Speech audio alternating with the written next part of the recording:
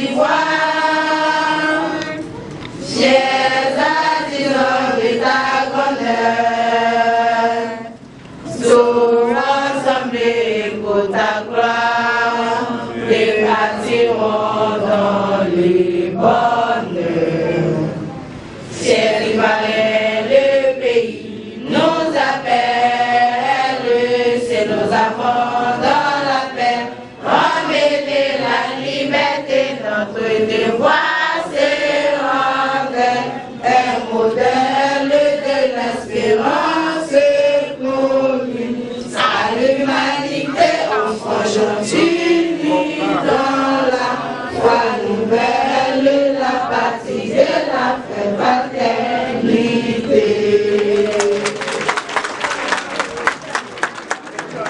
Amen. Amen. Amen. Amen. Amen. Adúgbò fún Ọlọ́run. Tó dá wa sílé ayé. Tó tún dá wa sí ìlú olókìkí.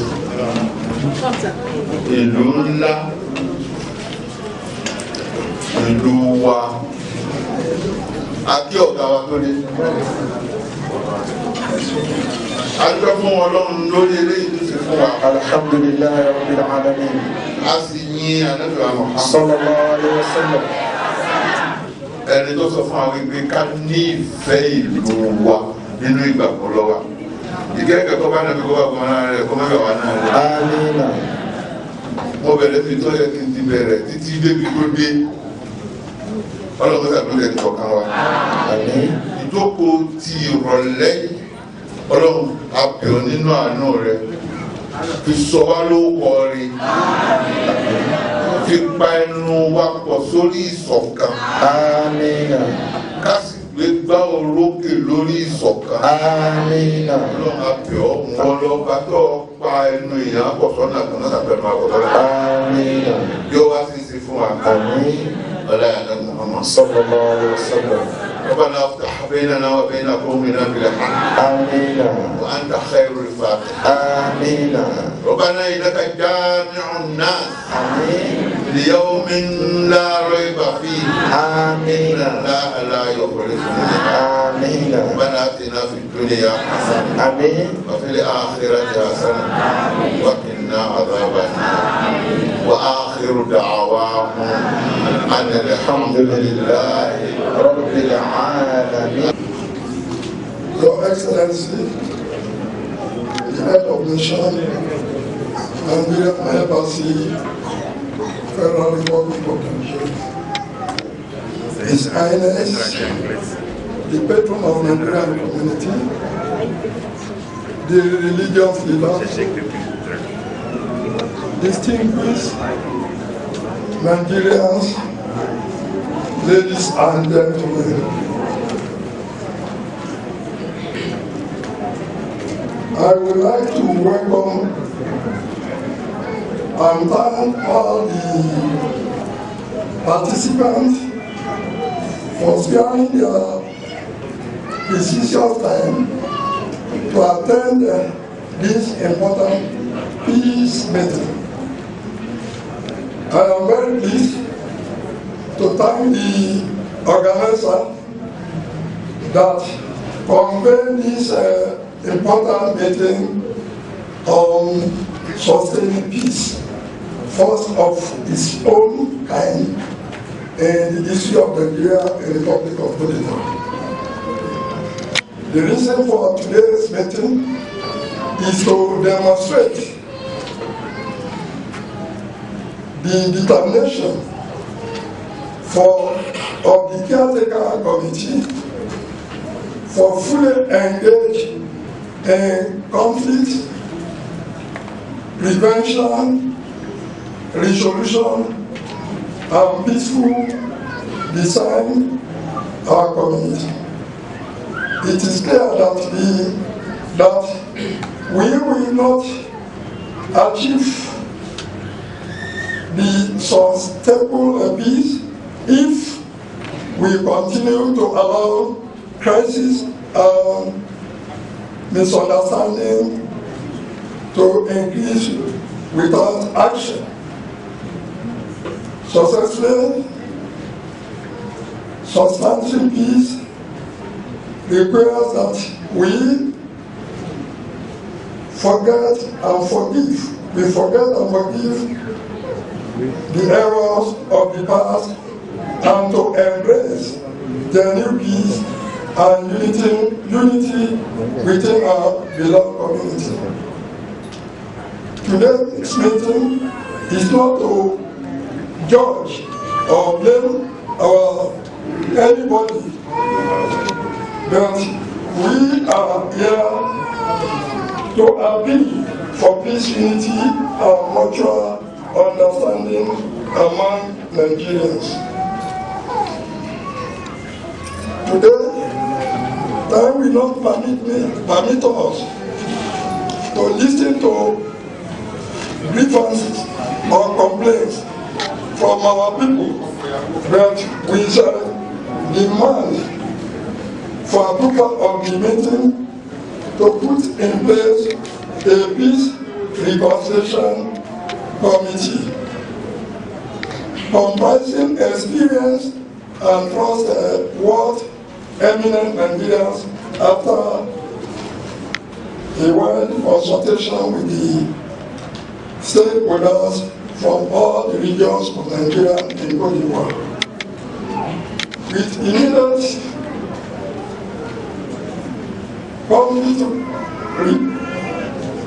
preview on the resolution and peaceful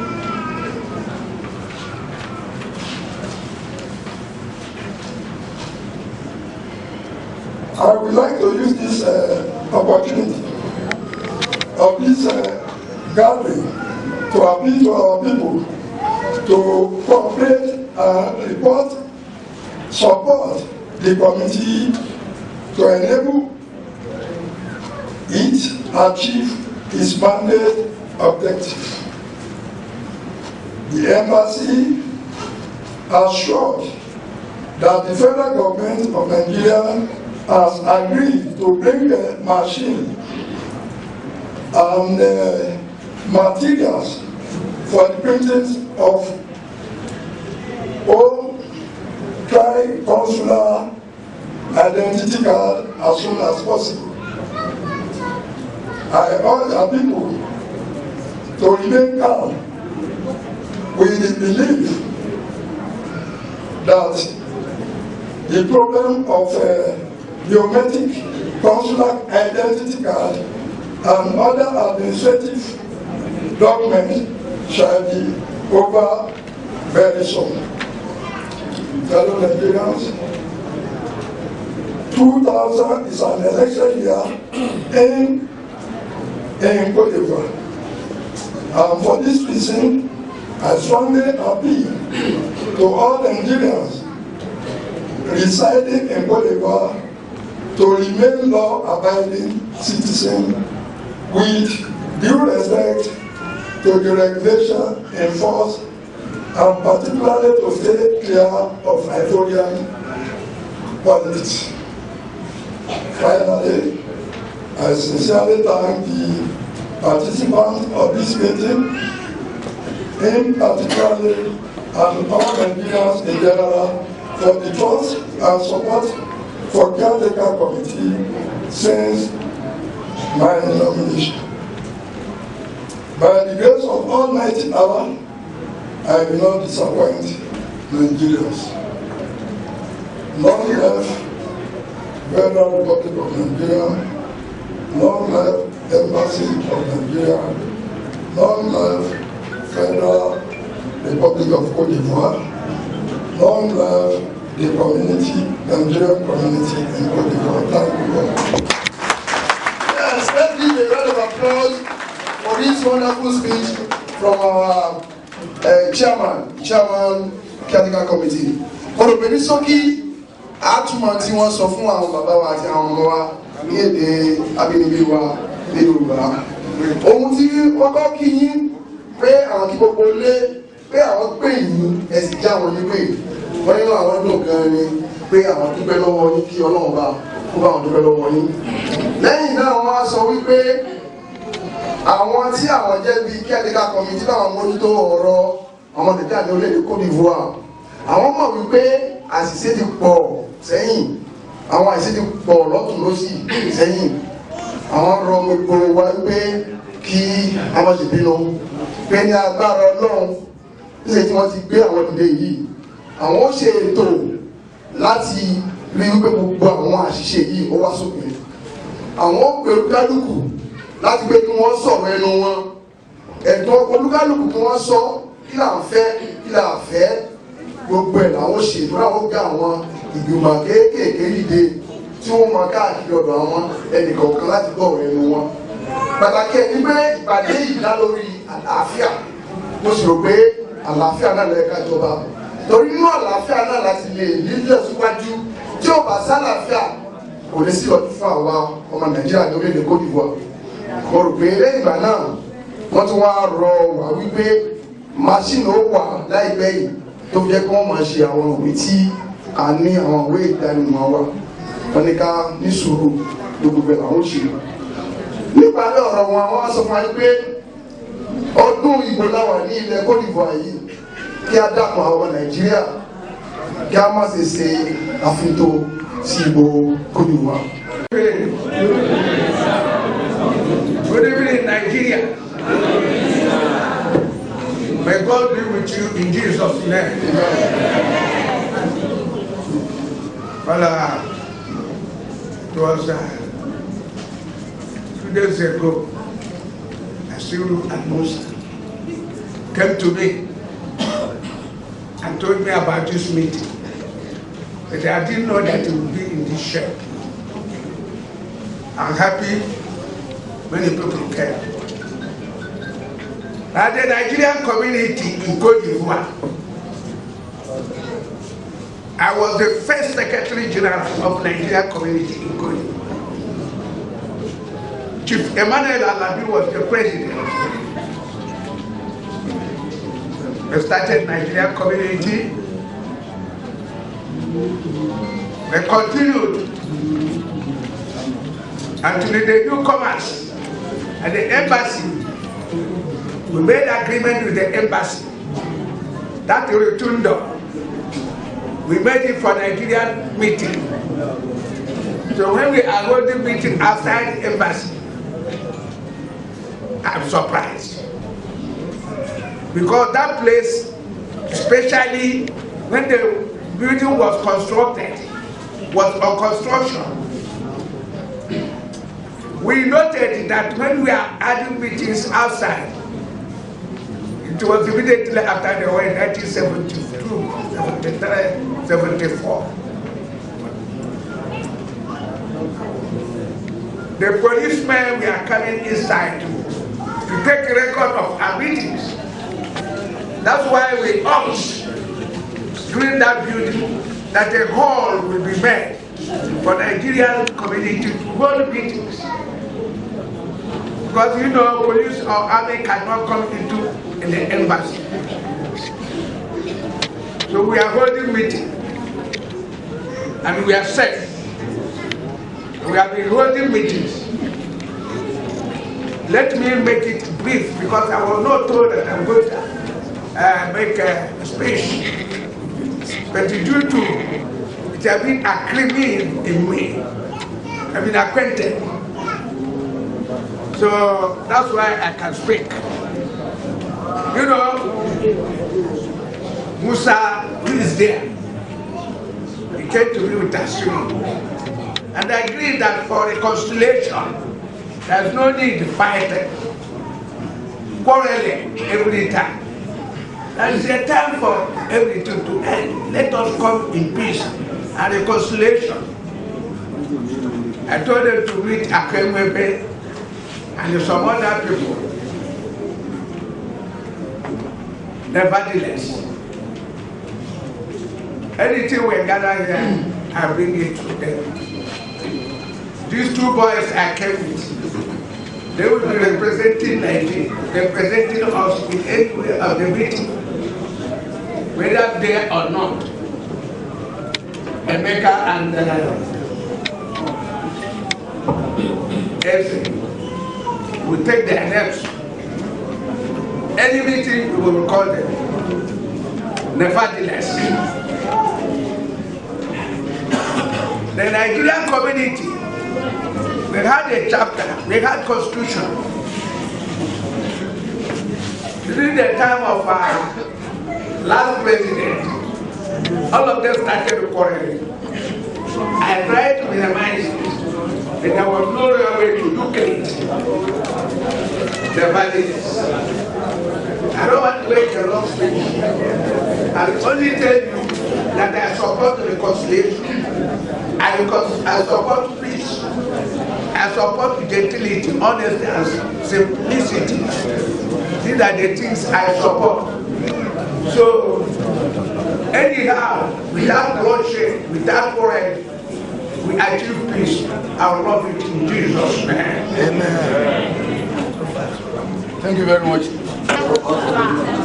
In the name of all the Majesty Kings in every coast here, I was chosen to talk in their name. The reason why is that all of us, we can't talk at the same time. We are very happy to see you this evening or this night or this afternoon.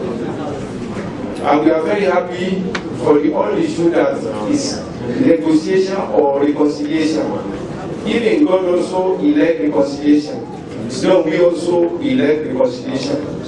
If we can reconcile ourselves, it's very good for us. Because we Nigerians, we are suffering in every coast here. The first thing is that Cote d'Ivoire government, they don't know us. At Nigeria, they don't know us. Only the family of each other of us knows that his family out from Nigeria. That is a very, very heavy problem for we. We are just like a bird going here and there without any house or something. We have no importance. It's very, very, very, very grave, very, very, very, it's very, very bad. Very bad. Now, what we can do is to reconcile ourselves. Masudi did this, Sabilu did this, make we forget that. In the name of all our partners and the elders, we don't want any Nigerian to make any fighting or any debating again. We want to be one. Igbo, Yoruba, Hausa, we are one. We are continuing to work one. By that, if we can have a good solution, it's good. Our problem, our card identity, our Ivorian government, they ask for ID card biometric. We went to our embassy. They said that they will do it for us. Another time when we went there, they told us another thing. What they told us is that they will make a card for us, and that card will be 18,000 for our card. And the one who took that very day, I said that our embassy is very, very expensive. For my own, I have at least 9 children or something like that who are up to pay, who are up to have card and stay. He said that he will see something like that. Don't care. If our Nigerian embassy, if you can look for our biometric card and stay, it's very good for us. That's one. Secondly, even though 10 years of age of our guests, anywhere you reach at the bar, at Abidjan here, you will see them. We don't like all that. So we need everything to return and negotiate to return normal in the name of the elders. So we thank you. Àdúgbò Ọlọ́run ní Ọlọ́run fi ìbẹ̀rẹ̀ òfin kó àjọ lónìí. Ọlọ́run òfin kọ́dà máa ń lọ́wọ́ títí tẹ̀yìnlọ́jọ́ òní Ọlọ́run ní kọ́dà máa ń lọ láyé àtúnláyé. Nítorí wípé ọwọ́ Ọlọ́run ló lòye fún wa ẹ̀sẹ̀ kù lórí ilẹ̀. gbogbo àwọn tẹ́ ti jọ ṣe nínú àwọn bàbá tẹ́ ń dákọ̀ wọn ọ̀pọ̀lọpọ̀ àwọn tí wọ́n yókò wọn ò lè mọ̀ wọ́n bàbá wọn ti lọ. wọ́n gbé ìdí àlàáfíà báyìí ẹ̀yin bàbá tí mò ń wò níkàlẹ̀ yìí bàbá wa bá ní òkú o bàbá wa tí wọ́n jẹ́ ọba ti ìkẹ̀kẹ́ àwọn èdè Côte d'Ivoire yìí tí wọ́n jẹ́ ti Nàìjíríà gbogbo wọn lè lọ ṣèjọba kò sí dàrú ìdílé yìí náà ẹ bá wọn lo ìjọba náà kò ní dàrú ọlọ́wọ́ tó ṣe. bí mo bá ṣe máa gbogbo ẹ̀ tí n bá dákọ̀ ambassadọ̀ méjì kàbí mẹ́ta ẹ rí i pé ọjọ́ ń jẹ́ nàìjíríà. lẹ́yìn sosan tweet àwọn náà ṣe ẹ bá wọn ṣèjọba ńlẹ̀ ikọ̀ dàrú bàbá wa Isa Kòtó ẹ bá wọn ṣèjọba níbi bàbá wa Kókà ẹ bá wọn ṣèjọba níbi ọ̀dàrú èyí náà gbogbo ibi tí ẹ wá bá dé lónìí ọlọ́run níjọ́ dà mọ́ yín lọ ọlọ́run bá yín tó káyọ̀ká tí wọ́n fẹ́ sọ fún gbogbo àtọkùnrin àtọkùnrin àtẹ̀tí ń bẹ nínú Nigeria community àtàwọn adá sí mẹ́ wọ́n pe àwọn adá sí ìjókòó yìí ni àwọn òsì mẹ́ àwọn tí a jẹ́ ẹlẹ́sìn Islam a ní àwọn ètò nípa ẹ̀sìn Islam tí a bá fẹ́ kírun ìmáàmù ti wà ní orí ìdúró lórí múbàrí ẹ̀ àwa tò lẹ́yìn nígbà tá a tò ìmáàmù pàdúrà sí a ní ẹgbó dédé ẹ jẹ́ kí ẹsẹ̀ yín kó kó ẹsẹ̀ ẹ jẹ́ kí èjìká yín kó kó èjìká nítorí kéde èsù ọmọkọjá láàrin ǹjẹ́ ńgbà tí èjìká wá kó èjìká tẹ̀sẹ̀ kó ẹsẹ̀ ǹjẹ́ inú wa ó kò nú bí.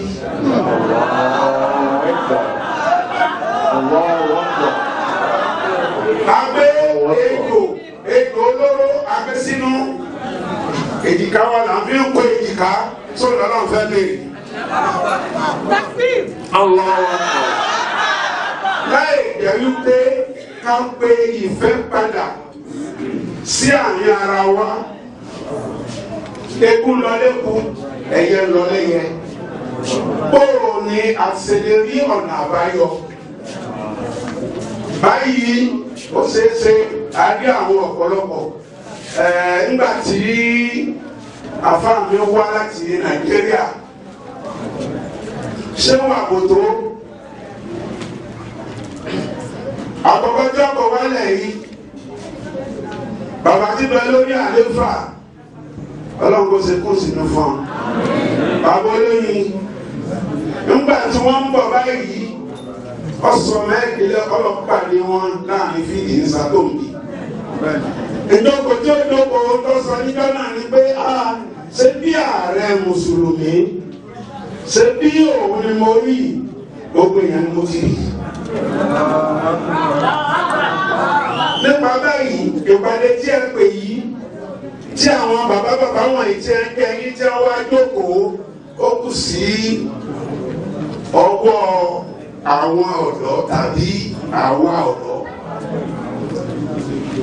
láti lè fọwọ́sowọ́pọ̀ pẹ̀lú ẹni tẹ́ bá fi síwájú kó lè ní àṣeyọrí káwa ní o lè rí àǹfààní nínú ìjọba tuntun èyí tó dé yìí. tó báyìí ọ̀rọ̀ ọjọ́ ti lọ ọ̀rọ̀ pọ̀ ṣùgbọ́n káríkè díẹ̀ ambassadọ̀ tọkọ jẹ́ ambassadọ̀ lórílẹ̀‐èdè yìí bá dákọ̀ rẹ̀ fún ṣùgbọ́n ká fi síbòmí subhana rabbika rabbil izzati amma yasifun wa salamun ala al-mursalin walhamdulillahi rabbil alamin. All of that in brief it's important to.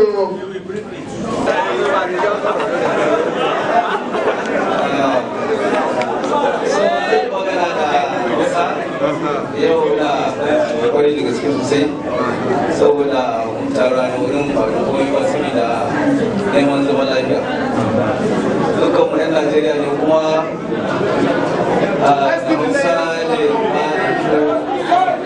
yau Allah ya kula mana ranar da muka zo ana neman haɗin kai ba hikima ba wasu abubuwa wanda ya kada su da mana hikima tsakanin mu saboda haka a matsayina na second vice president na Nigerian community da yake gabatar da kaina saboda dukkan mu zauna lafiya kuma inda wasu matsaloli a tsakanin mu ne haɗin kai idan da abubuwan da suka kasance cewa sun baka mu ne akwai na gaba yau akwai shugabannin mu na gargajiya akwai kuma da iya haɗa kai kuma ci gaba da ayyuka da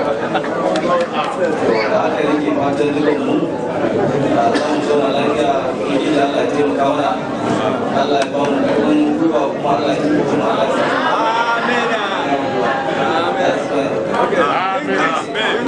because of our gathering here,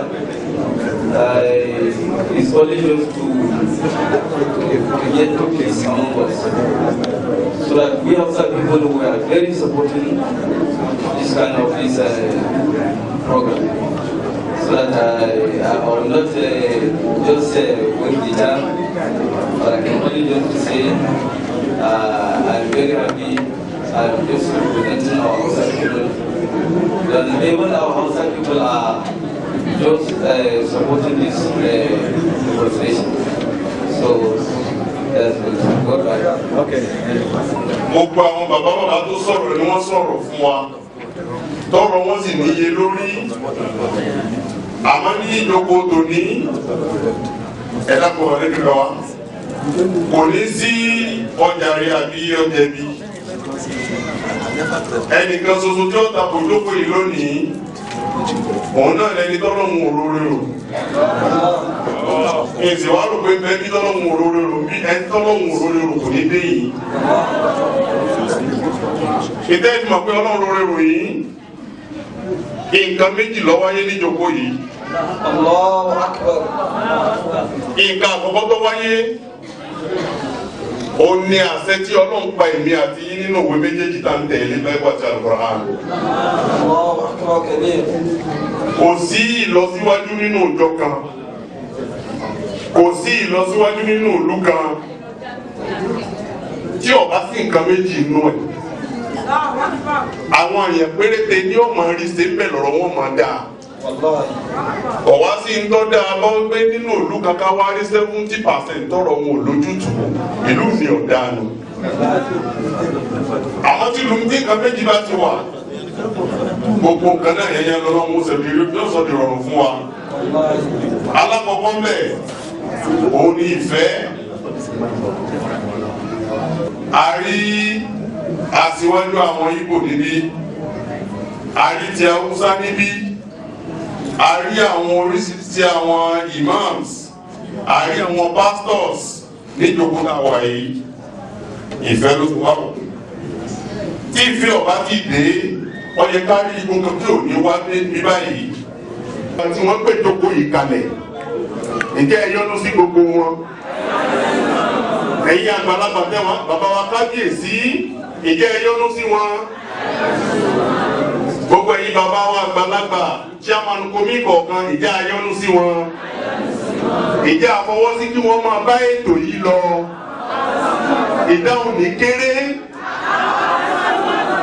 Torí ìjókòó tó lè sọ pé òun fẹ́ ṣèjókòó àlàáfíà tí ò wáyé rí pé ká gbọ́ra wáyé wọ́n fẹ́ ṣe dáadáa nù. Bí a bá tẹ̀ sí ṣe nǹkan kan tẹ́lẹ̀ jàmá ẹja oríjì wá ẹja wá tẹ̀lé wọn ká gbárùkù tì wọ́n. Ọlọ́run ní jẹ́ ṣiṣẹ́, Ọlọ́run ní jẹ́ tìwá darí, Ọlọ́run ní jẹ́ ṣìwá darí. Wọ́n pẹ́ bí lágbọ́dọ̀ bá dé ẹ àní tí jẹun àdéhùn tó ga jù ní fẹ́ni tí wọ́n ń dúró de òní. Bàbá jókòó ní ṣẹ́fà ti di àsìní lè ṣe nǹkan kan ayọ́mọ̀ wa retí Ọlọ́run jẹ́ sọ̀kalẹ̀ dáadáa. Ká lọ ní ìfẹ́ ara wa ni mo wí òun lọ́dọ̀ ara wa dénúdénú àwọn àti sọ̀rọ̀ mẹ́lẹ́ka ó bẹ abèjìká kéjìká abẹsẹ̀kẹsẹ̀ nígbà tí inú ọ̀wá konú kọ́ gbogbo èjìká tó kéjìká kẹsẹ̀ kò wúlò nù èjìká fẹ́ràn ara wa dénúdénú ká sì gbà fún gbogbo wa ipò kíkò tọ́lọ́ ń gbé wa sí ká jọ gbà fún ara wa wọ́n ní bàbá àbúrò yìí ní ọjọba ọ̀hún wá ń ga pánú lé bàbúrò rẹ̀ bá jọba ipò tí ó gbé ọ sí ipò bàbá ọba ní ó gbé ọ sí ní ọ̀dọ̀ owó wa ẹgbẹ́ kájọ gbà fúnra wa kájọ fọwọ́sowọ́pọ̀ lórí ìjọsọ̀kan yìí ìjọsọ̀kan á tún ní ìlọsíwájú tí ó pọ̀. Wọ́n ti ṣe community kọjá níbi ìdánwò níjókòó. Chief Theophilus Ekiti Para, Chief Lolo of Nigeria, from Ilekede, Imo State, Owerri, Oniru rẹ̀, Sotiye. So, nígbà tó ń gbà ní akọ̀wé, lábẹ́ àwọn bàbá wa Emmanuel Alabi, Chief Augustus Opara, Inisi Akapo, nígbà yìí. Pàtó ní pé 1983 ìní àkójọpọ̀ àkọ́kọ́ tó ní ìwé ìlànà tòfin lọ́wọ́ yìí. Ilé ìjọba ẹ̀yìn ti jẹ́ gbogbo òṣìṣẹ́ pẹ̀lú ambassador lẹ́ẹ̀kan wọ́n sọ pé wọ́n sọ pé ọmọlọ́lá àbọ̀mọ́ John ọmọlọ́dún ìní olùpẹ́ lọ́wọ́ bàbá wa sórí Ìbàdàn tí wọ́n kú àfisọ́kàn wọ́n kú ìrántí wọ́n kọ́ ìgbàgbé. Nígbà náà ìgbìmọ̀ kéré jù àwọn olóyè tí wọ́n yàn ní Nigerian community ní 1983 ọdún mẹ́tàlá mo fi ṣe 96 mọ̀ra yàgò mọ̀kó mẹ́tàlá jáde láyé tán gbogbo aláàmọ̀ báwo ni aláṣà ṣe jáde láyé gbogbo aláṣà báwo la ṣe ṣètò òkú bàbá wa Alfa Ashiru Hassan jáde láyé ní 29 October 1991 àsìkò wọn ní November 5 1991 àti tó jẹ́ kẹjọ ní November 7 àbúrò ọkọlẹ̀ Rashidi ọwá láti Benin. Ẹ má sọ pé mo gbé ìtàn láti lè ràn wá lọ́wọ́. So gbogbo àwọn tọ́jà rẹ̀ pé wọ́n ti ṣe takuntakun ṣáájú báyẹ̀ ká ya ẹjọ́ kan sọ́tọ̀ láti rántí wọn. Ìrántí yẹn ìní ọ̀tẹ̀ pé níjà fáwọn tá à ń bẹ ní ìsìn láti tẹ̀síwájú láti ṣe tó dáa. Orúkọ akọ́sájò ààrẹ. Prayer is the key. Prayer is the key. Prayer is the key. Jesus started with prayers and he ended with prayers. Father, we have come and discussed and deliberate on issues that will be of a beneficial to the entire community. Father, your children is about to go home right away. Go with us in the mighty name of Jesus. Father, this hour, as we came to reconcile, Jehovah God, from now henceforth, peace what we came to do. Peace shall remain in our home in the mighty name of Jesus.